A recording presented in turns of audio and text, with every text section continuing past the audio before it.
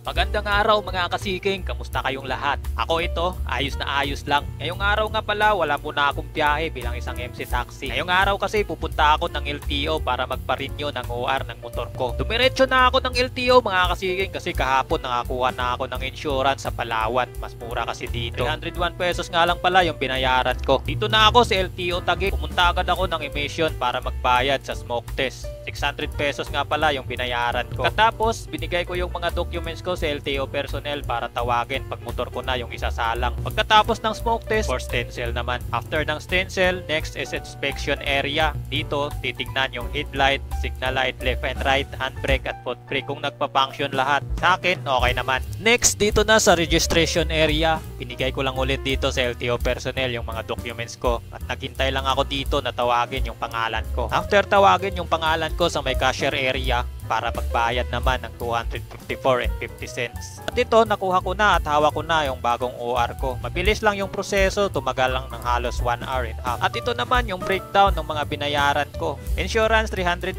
emission 600, registration 254.50 cents, total 1,155.50 cents. Ito tip ko lang mga kasiking, bago pumunta ng LTO, kumuha na ng insurance sa Palawan o MJLR. Mas mura kasi dito. Ipasirox nyo na din yung mga OR at CR nyo. So yun, that's it for today's video mga kasiking. I hope nakatulong. Maraming salamat po at huwag kalimutan i-like kung nagustuhan mo yung ganitong video. Subscribe mo na din ako mga kasiking at hit mo na din yung notification bell button natin para ma-notify ka pag may bago akong upload na video. Once again, this is Bin Seeking TV. See you on my next vlog and peace out.